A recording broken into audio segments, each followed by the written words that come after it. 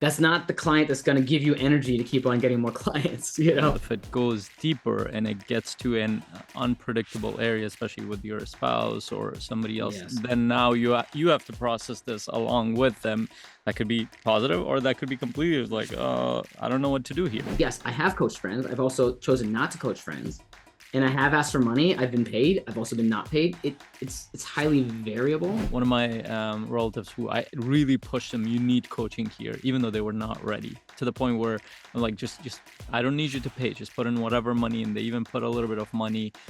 And actually, they got overloaded in the process, and it just hit me, and it was like, what went wrong here? Coaches Nation!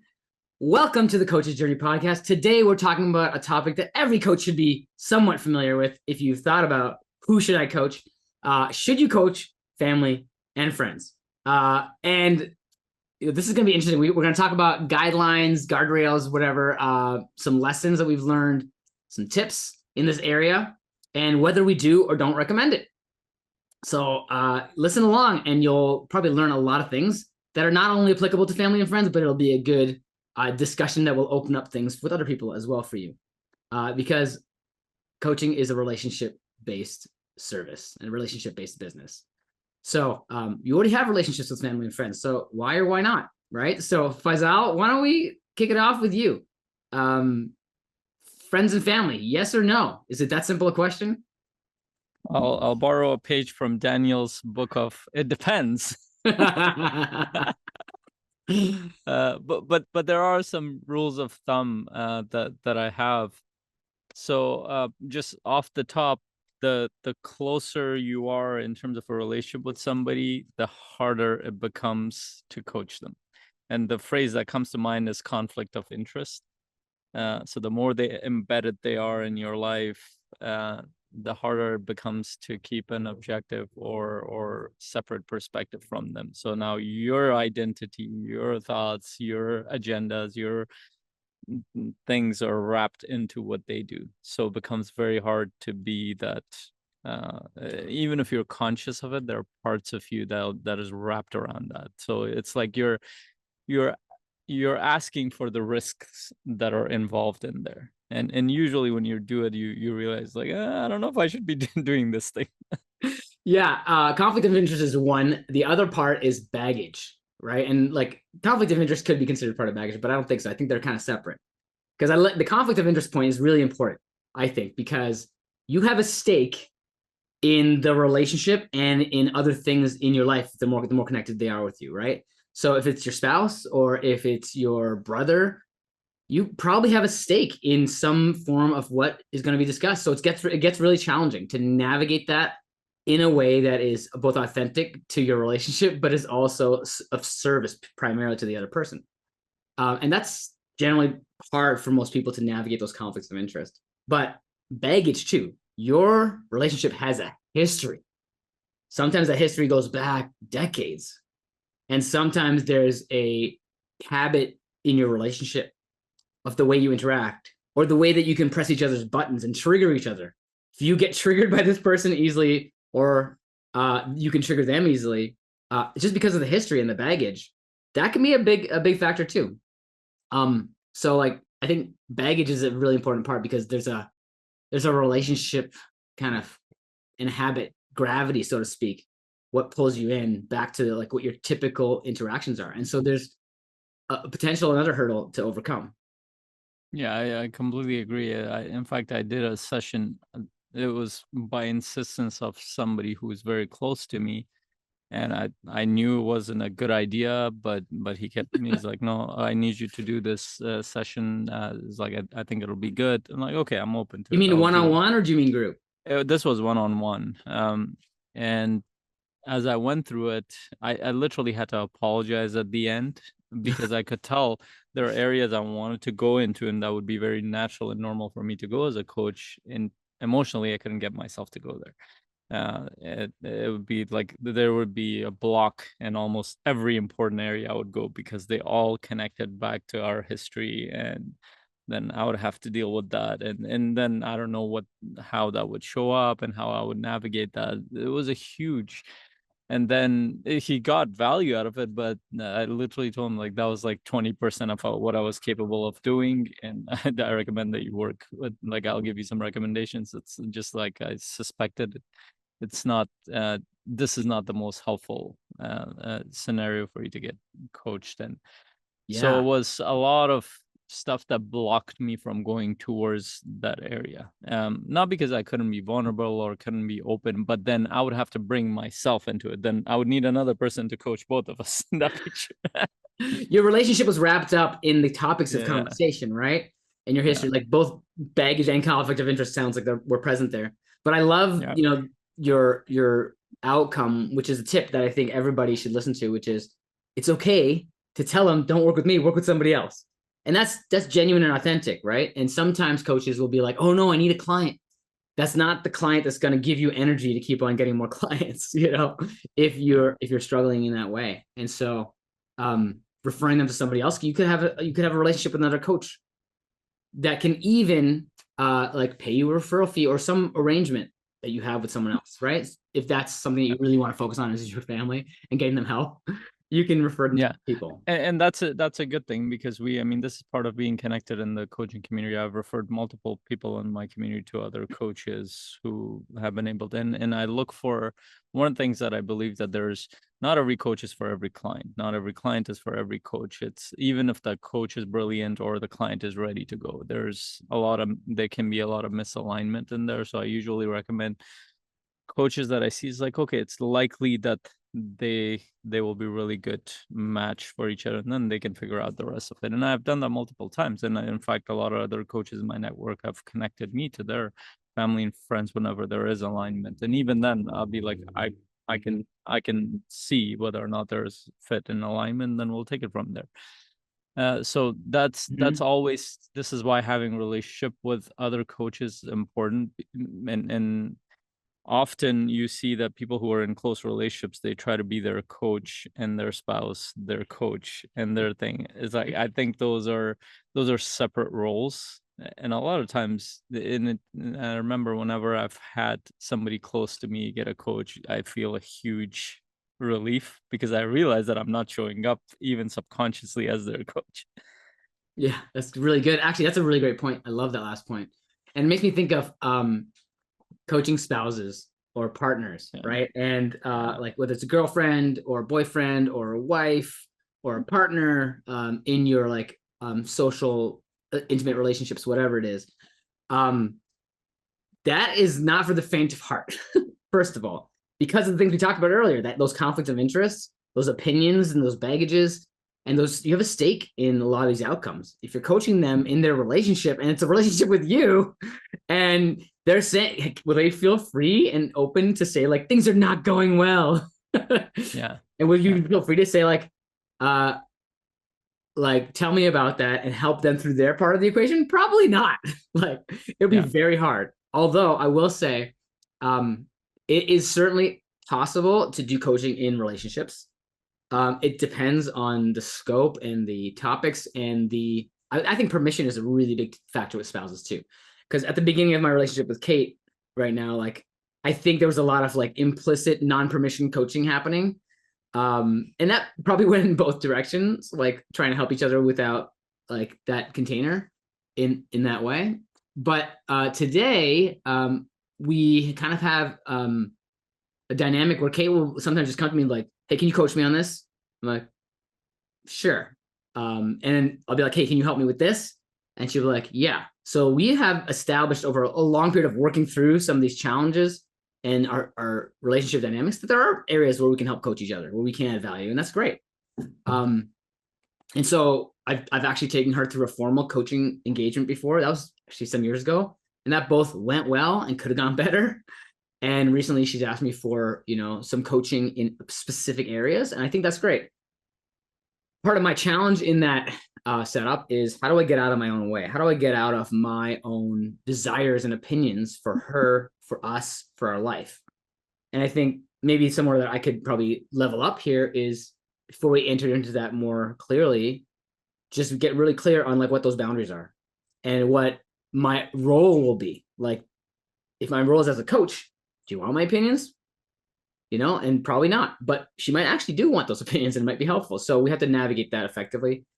And then, the other part of it is like, you only have so much time with your spouse already. We're already so busy. It's a struggle sometimes to organize a date night. So to take time out of our work day, we're busy doing really important things to do coaching. The outcome for that needs to be really important also for your spouse and for you. And so it is. The things we're working on, talking about are really, really important for her. And so we both recognize that. If it was just something small and tiny, like, I don't think we would be taking the time for that, because there's only so much limited time we have with each other. Yeah. Yeah, all that, I mean, those things are very conscious, intentional communication based things that you can go through. And what I've found is, even if you do all of that, there will be a Still, moment within a coaching session, there will be an unpredictable, and yeah, that's the nature of a coaching process. Is if it goes deeper and it gets to an unpredictable area, especially with your spouse or somebody else, yes, then now you have to process this along with them. That could be positive, or that could be completely like, I don't know what to do here. mm-hmm. And then that shifts the relationship. Now True, you need to figure that out before them. And that has been and that's what kind of stopped me. I'm like, I'd rather pay somebody to do that and then get help from somebody else on my end, my spouse, and to figure that out, because there are a lot of things that show up within the coaching session that changes it's not a coaching relationship anymore. Now you're shifting between spousal relationship coaching and needing help from somebody else. yeah, And so those are things, and that's a very close relationship. There are other relationships to think about the other side. I've coached friends multiple times. The area that I notice a lot of coaches have trouble in is asking for money when they're coaching friends. It's not the coaching piece of it. In fact, they could be a really good coach for their friends. And the reason why I think this area works is you have a lot of trust in a relationship with them, but your stakes are not like you don't have the same finances, you don't have the same household, you don't have any of that stuff. You're friends and you're there to support each other. So I think it works fairly well. But the area that a lot of people feel uncomfortable around, well, should I ask a friend for money? Is it for them to invest in it? And again, that's a personal choice. Sometimes I have, sometimes I haven't, depending on their situation and my situation.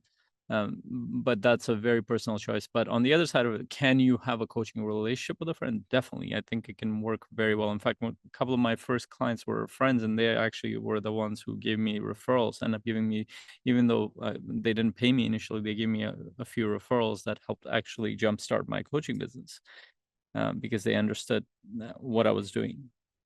yeah. And two things. One is on the spousal side. I highly do not necessarily recommend that for people. Just gonna giving examples of how it can work for me and Kate, but it doesn't mean we should do it a lot. It doesn't mean everybody should do it. It's very, very I think the word comes to mind is dangerous. Yeah. Because of exactly what you said, Faisal. And I think if those things were to come up, just for our discussion here, just to wrap up the topic of spouses, I think if something unpredictable came up that I would have to process through, that I would probably be like, okay, we're at a point where I need some space too. So, and we can talk about that up front. So, like, if we get to that point where something unpredictable happens like that, we may both need to take a break from the coaching, and that's okay. Yeah. We're focusing mostly on business stuff, so it's probably not Yeah. that. So that's great. That it's gonna be less dangerous, but it can still come up. Like, I'm not naive to think that, like, oh, we're talking about business, our relationship will never come up in that. Of course it will. Of course it will, because we're all wrapped up in the baggage and in the stakes, right? And so Yeah. I'm not saying it's not going to happen. I'm saying if it does happen, we can have a plan for that and to just Yeah. decide what we're going to do. And in the moment, I think the most important thing when those things happen, and they happen every day in just regular relationships, the question is, what safety are you creating in the relationship? And that's a practice of creating safety in relationships, whether it's with your spouse, with your clients, if they're the same person, with your, and that, so let's go into the top thing you talk about, friends. Yes, I have coached friends. I've also chosen not to coach friends, and I have asked for money. I've been paid. I've also been not paid. It's highly variable, and I think with friends and even like more distant family members, there is some warm relationship that already exists, which is great to start a coaching process, sales process with them, right? Because you're the warmer the relationship, the more likely somebody is to become a client. They already know, like, and trust you probably. And you can demonstrate to them how you can help them. As long as it's coming from a place of like, I'm actually seeking to help. Great. I like to, especially with clients too, but especially with family, I like to put the ball in their court primarily. It's like, Yeah. like I would not want them to feel pressured on the basis of our relationship. I would not want them to feel like I would be offended if they said they didn't want to coach. Like, of course I wouldn't. And so clarifying some of those things in the process is like, hey, by the way, when we do our session today, like, I just want you to know that the outcome is that for you to have a really great session, to take some takeaways, to take some action in your life around the areas we talk about. I don't know exactly where it's going to go, and there's no obligation or even pressure to do anything further than our session today. And so what I just want you to come out with is like an amazing session. If you want to do more, you can ask me about that, and then leave it for them to do. With a client who's not related, I might actually like ask them, would you like to talk about how we can work together more? So it's a little bit more sensitive in approach, especially because they might have those dynamics. So yeah, I think it's definitely doable, but I don't necessarily think it feels the same to them as it would for other people. And so Yeah. factoring that in is, I think, valuable for the relationship. Yes, for sure, and I agree with all those areas. It is very sensitive the closer you are with people, so treat it as that. The part that's really important from sales and marketing standpoint, a lot of coaches who are starting out, they don't have a lot of skill sets in the marketing area or sales area, or they don't know their niche, or they don't have a sales process. One of the easiest ways to expand your network in this area is get a few friends or family members that you trust, and they trust you enough to take them through that process, get feedback from them as well, but let them see what you do, and ask Mm-hmm. them specifically, can you connect me with some people that would help me? If they end up working with you, great, that's a bonus, but it also works as one of the best ways to get your business started, because they will not in a way to sell them the coaching process, but they become, in a sense, that your team to promote, because they want to help. And a lot of times they don't know how to help, and you don't know how to explain what the coaching businesses or any of that stuff, but just taking them through a process. And I still remember when I took one of my close friends through the process for months. He's like, so what do you do? And I would explain it. It wouldn't make any sense. And I got so frustrated. I'm like, why don't I just take you through the process? I actually did 5 or 6 sessions, and things that came up, I was surprised by that too, because I hadn't coached a lot of people at that point, and he was actually completely shifting. And he's like, I would not have thought of this being the coaching, and he still didn't know how to explain it. And he asked to others, he asked me, like, how do I connect with people? And the only thing I knew at that time was like, well, we'll just tell them that he helped me in this way, just share the story of how it helped you, which was good. Now what I would say is, yeah, sorry, my AI camera. Uh, Now I would tell them, yeah, tell them the story of how you shifted, how you transform, but also now connect me with them. So proactively can, before I would say just tell them that I do it, and it would take months and weeks and months before they would ever reach out to me, or if they did. But now if he proactively connects me with them, and I can continue the conversation. So it's also a really good strategy to get your stuff started. Sometimes people have gotten corporate gigs out of this. Sometimes people have gotten really good clients out of it. Sometimes people have gotten connections that have taken them in directions that they wouldn't have had as coaches. But a lot of people hesitate because of, oh, it's friends and family. Well, what is the point of friends and family? They're supposed to support you, right? This is a way that they support you. And if you were in their position and they needed your support, would you go through that? I would want to support them, family and friends in their businesses. How would you do that?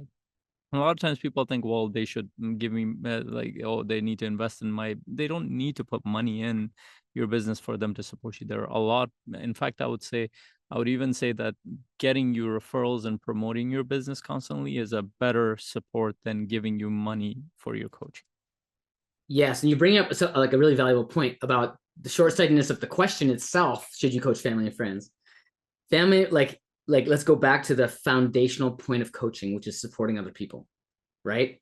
And if you were to think about your family and friends as trying to support you, especially at the beginning of the journey, having them understand the experience of what you've done to help them not only improves your relationship, usually, but also helps them connect you with other people who you can support. Like they can give other people the gift of what they got, right? It's a way of you to support people in their life and in their network. So what you do by coaching friends and family is not necessarily go for clients.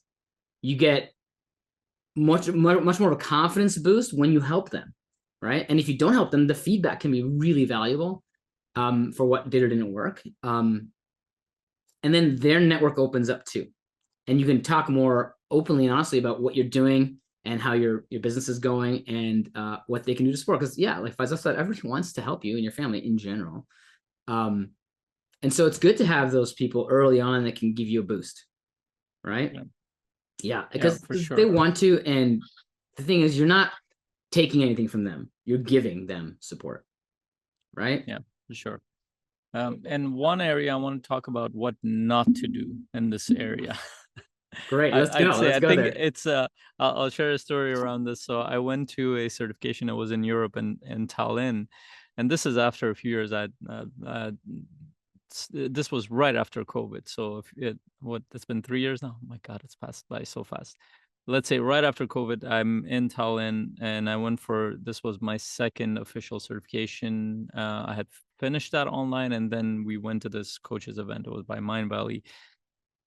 I was there for 5 days, and we went through the whole program and everything around event. It was an event for coaches initially, and then after that, it would have been Mindvalley University. So the last day, they basically most of the town was blocked off for coaches. There were 400 plus coaches there, like the downtown area. They were hopping between different restaurants and bars.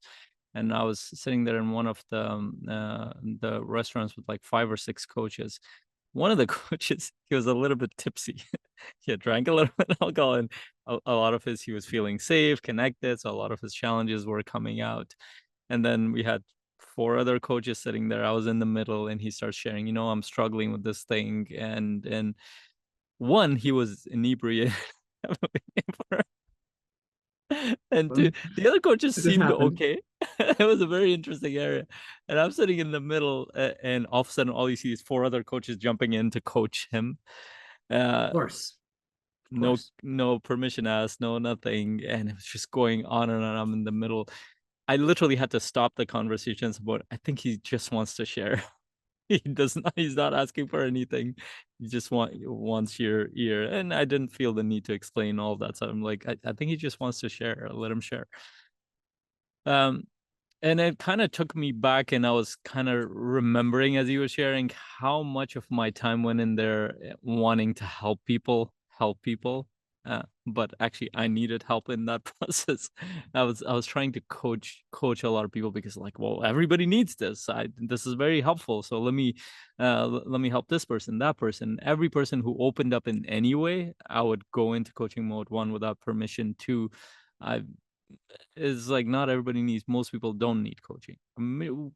Majority of the people don't need coaching. They just need you to listen to them, and that's it. And I would make assumptions as to they're actually asking for help and support, and I never asked for that. Asked whether they actually needed support.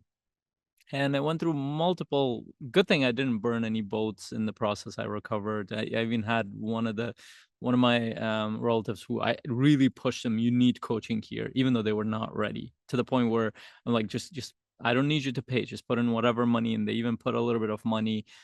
And actually, they got overloaded in the process, and it just hit me, and it was like, what went wrong here?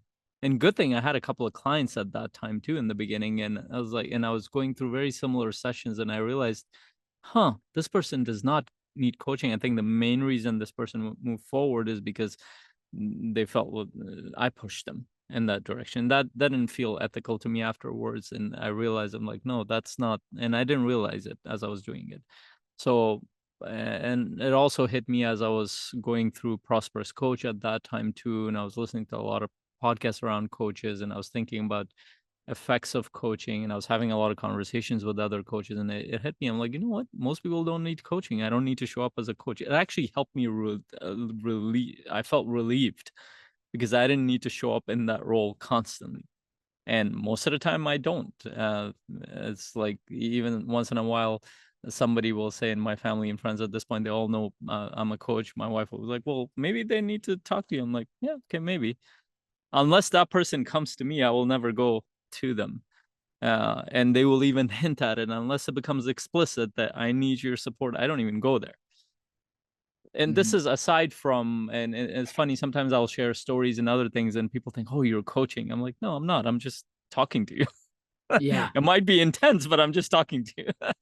Yeah. I mean, usually coaches have a different level of conversation available to the conversation than many other Yeah. people are used to. But I think you revealed something that's really important. And my number one rule is it's not about you, coach. It's not about you, Daniel. And what you just demonstrated in that last share was that if they come to you and ask, I think that's a really good guideline for coaching family and friends. It's like, are they actively asking you? Like, are you pushing them? And your example was so good because sometimes coaches feel like coaching is a cure-all. It's like the panacea, and it'll help everybody, and perhaps it could, but not everybody needs coaching, as you said, right? And not everybody wants coaching either, and not everybody's aware of what coaching even is or how it could help them. And there's so many different stages of awareness there that are missing.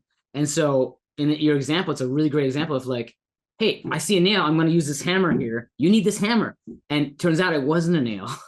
It was something Yeah. else entirely. It was actually a screw, and it wasn't going to go in without the right screwdriver. And it's only a screwdriver that they're going to wield. It's not necessarily true that coaching will help everybody, and it's also not true that even if you could help most people, that you should try to do that, right? And there's another, yes, and there's another dimension to it. In the beginning, when you're starting to coach, and this connects to skill sets, when you're starting to coach, coaching is helpful. Like it will, like it's helpful for people to go through. But as you develop yourself as a coach, you develop skill sets, you go deeper. Coaching can become a weapon in a sense. Not weapon to hurt people, but it could become think of it as an energy type, nuclear energy. It can be used to power a whole plant, or it can be used to destroy a place. And I think coaching has the same potential, because imagine you're in a conversation and you did coaching and it completely shifts the direction of their life, and they never asked for it. For good or bad. Imagine it breaks up relationships that I wouldn't have broken in the process, or it starts new things, a new direction. All sorts of things can come from there. They never asked for it. You took responsibility in that moment. So it becomes an ethical challenge. So should you use the skill set or ability you have? And the simplest way to explain this is, if a surgeon knows how to do surgery on you, they're not going to go around doing surgery without permission. In fact, you have to go through a whole long process of, here are the effects, here are and the risks and everything in every relationship. In fact, especially when I'm working with clients who come to me, is like, hey, I'm in this relationship, I'm struggling, or I'm in this. I'm like, there are risks either way, you know that, right? So we might go through this process. You're thinking that this is going to help you. I know I'm going to come from a place of support, but this might take it in another direction you're not expecting. There's a risk involved here. They have to agree to that risk before you move forward. And that's how agreements work. That's how moving towards something that could potentially be dangerous works. And at least from my perspective, nothing is without negative effect in life. Everything comes with, and our hope is that we create net positive outcome in areas that people want, but it requires the other person to consent to that process. So I really believe that coaching requires consent. It's not just randomly do it. It's just that coaches, when they're starting out, they're experimenting with so many things. It's half-assed, so they don't realize when they're coaching, they're using tools here and there, and they think. But after a while, when you show up professionally here, you want to keep it away, not because you just need to make money while you're coaching, but even if somebody's not paying you, ask permission, go coach them strategically, support them, and then they will not only look at you as somebody to be respected in this process, but also this would have changed their perception, their outlook, their direction in so many different ways. Um, and that's beneficial for you as a business, as a human being, as your social status, whatever it might be. But on the other side, if you don't ask that, there's potential harm in that process. Yeah, And there just could to be take potential good or harm. So again, that's a risk. and just to take that to the next logical step, if you insist on coaching someone and you convince them to coach with you, or you insert yourself into their life, and we've all done this as coaches, so depending on what stage of the game you are, you do it less and less as you learn and you gain those skills.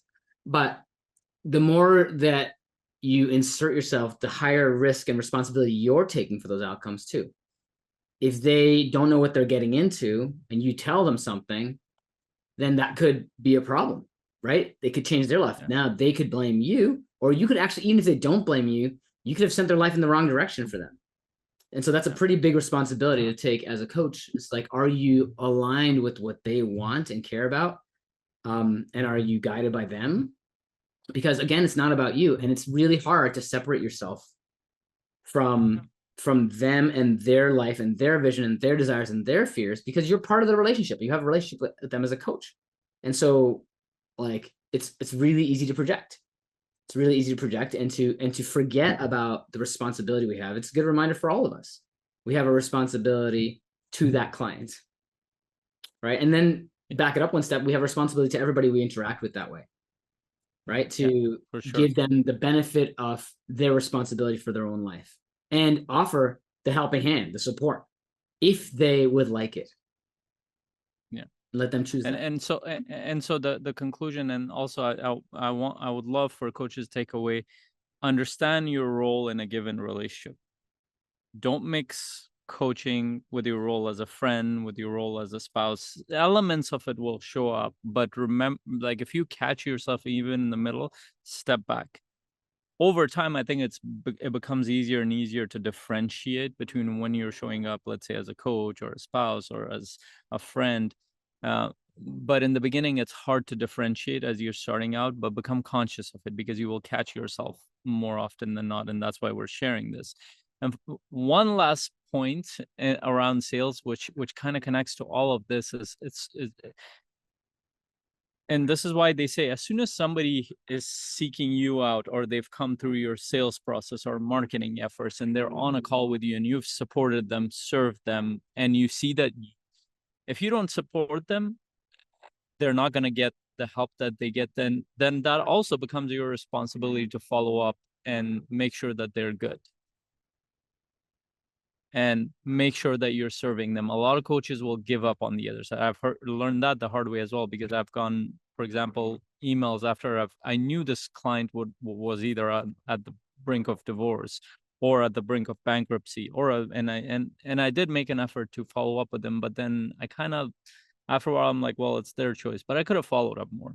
I could have supported them more. I could have stayed with them. I could have sent them more resources. And that didn't feel good to me. Are So you saying, Faisal, can I clarify this? Because this is an important point. I think what you're saying is, even if somebody is not going to become a client, now that you're connected with them and have that relationship with them, you've initiated that contact perhaps with them, and they've requested some support at some point, and then you've supported them, but you still know that they're out there struggling with the thing.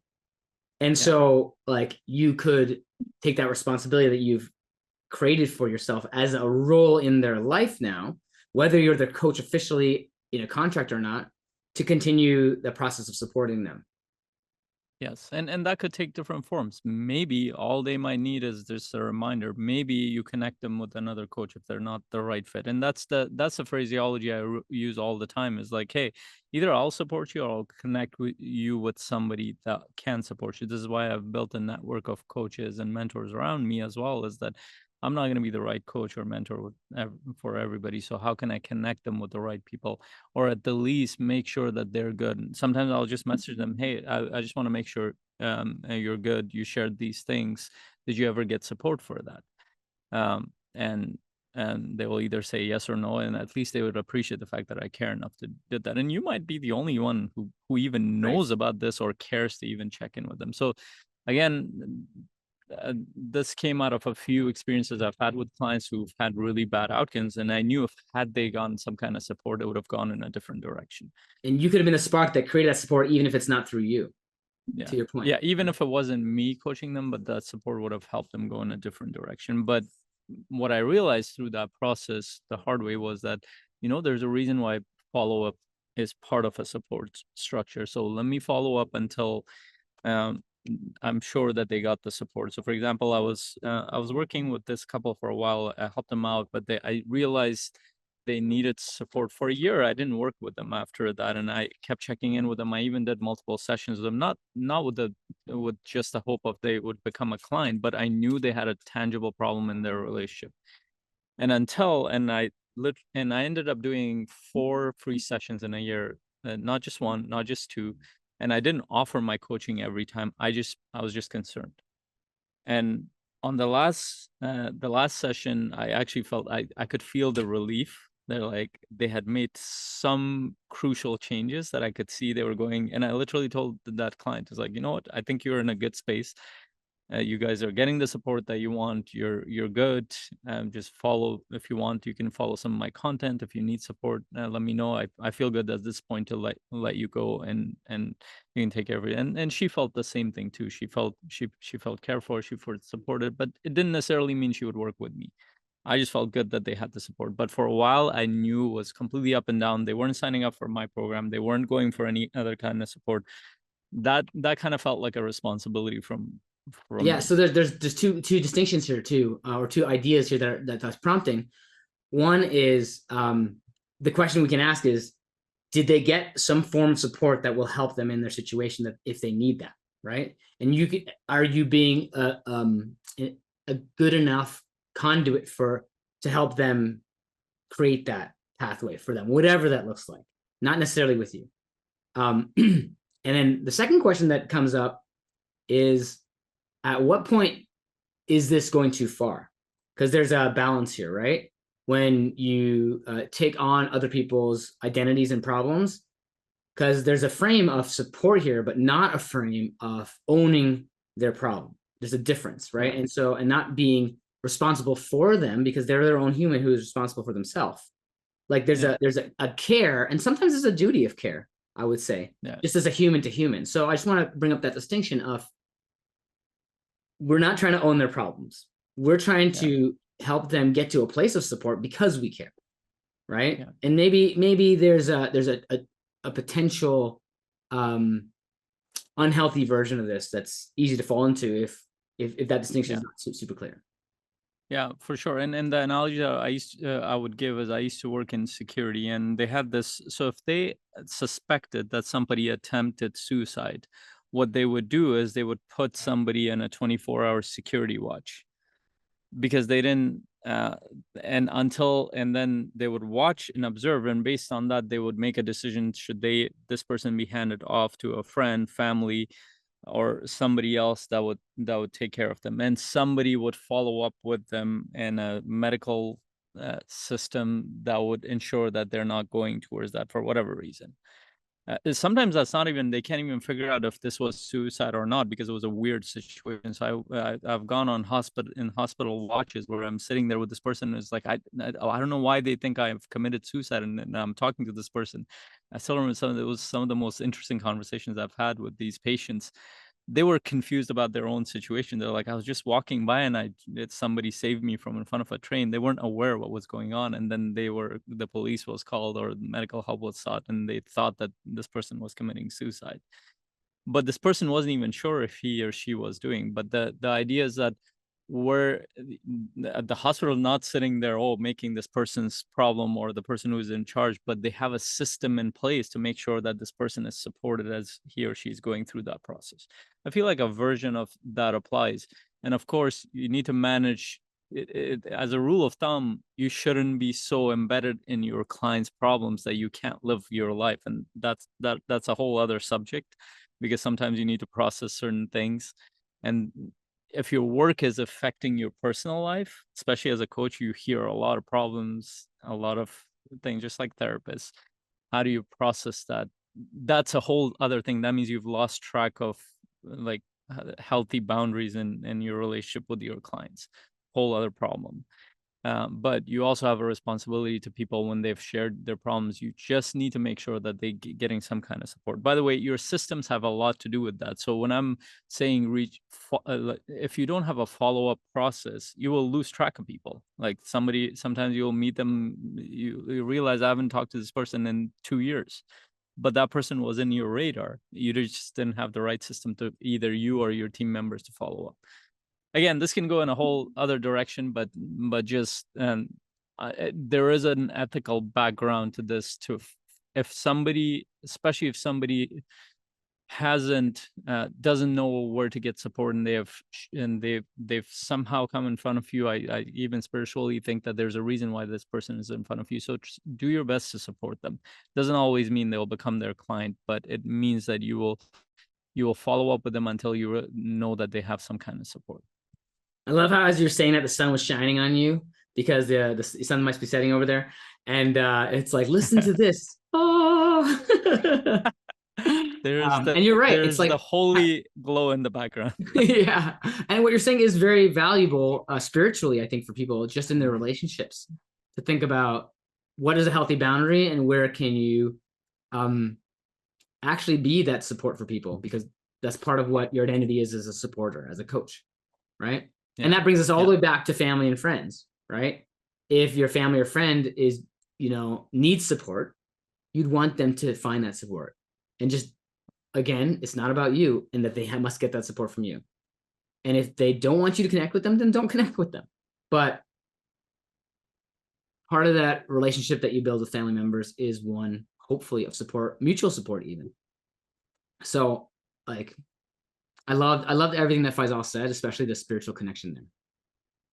Yeah, and one last tip, I learned this from this will help alleviate a lot of the problems within family and friends. Sometimes people will come to you and it would sound like they need help, but even then, even though they're explicitly saying the words, they don't actually want help. So I actually, just like I have a pre-qualification process for my clients, I actually do that for family and friends. Yeah, tell us what phrases do you use and how do you do it? Walk us through it, Faisal. So I love this because, and I heard this once from a teacher who said that, oh, all kinds of people come and they tell me that, oh, I want to be this speaker or I want to be this person, and what I do is I give them a book or I give them a thing, and I'll just watch what do they do with that thing that I gave them. I'm not involved in that process.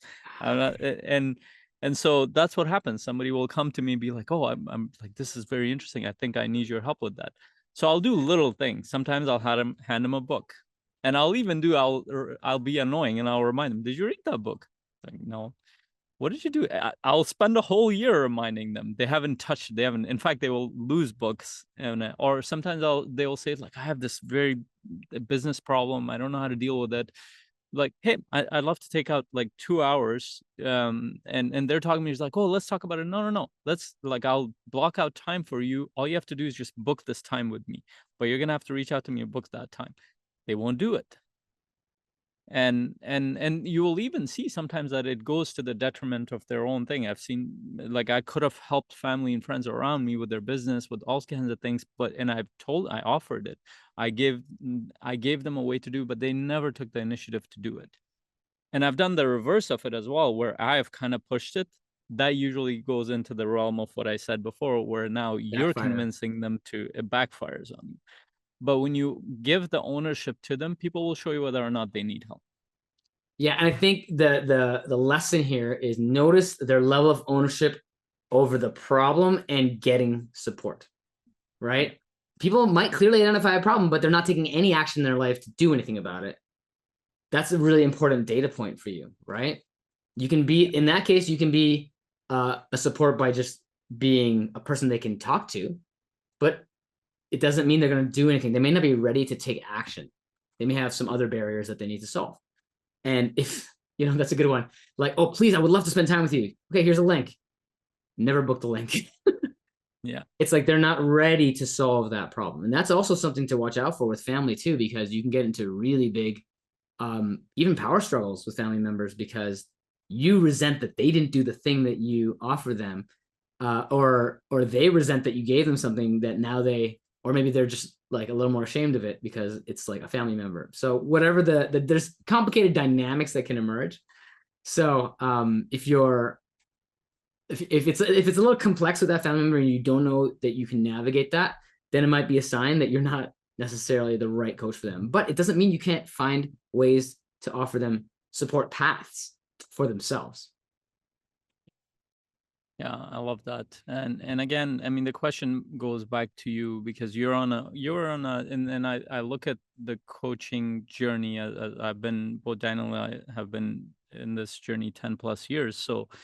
So in the decade and we're kind of giving you essences of the lessons that we've learned, is that you're about to embark on a long-term journey wherever you are, whether you're starting out, you're in the middle of it, or you're wherever you are in your journey, really getting you to think about, have you thought about these things? And if you have, what is the impact of it in the way that you run your business and the way that you interact with people around you? Because it's important to know. And the reason is, like, it's very clear guidelines, for example, for a doctor to behave out in the world, but coaches don't have that. We don't have guidelines. It's not an industry yet, or it's not a regulated industry where people have thought about rules, regulations, principles.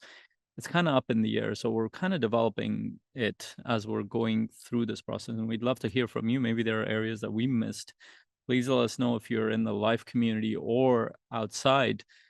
What are the areas we might have missed, or areas you agree with, and how have you navigated some of those things? Because it'll help improve the learning process in here. And maybe we're literally writing the book of the principles and values of coaches as we're doing this, because at some point this will become, in the industry, at some point these things will get solidified through the learnings of a coach or multiple coaches that are doing this. Yeah, it's an industry in its infancy, right? Yeah, so very much so. Really and interesting. That's what makes it so exciting. We have a chance to shape it, right? We have a chance to shape that industry by how we show up. And it's really easy for coaches to get a bad name from other coaches who don't show up ethically or haven't thought about these things deeply enough. So they don't give us a good name. But that's why it's important. That's why these conversations are important. And really appreciate you for listening to our podcast today. And if you have any support needs, we have ways to support you. You can join our free community, as Faisal said. Go to cmc.coach. We also have a weekly podcast. If you'd like to listen to our podcast, we have another episode on keeping client boundaries for coaching. That's episode 168. So look that up on the Coach's Journey podcast. And you can join our community and get around other coaches who are building a coaching business.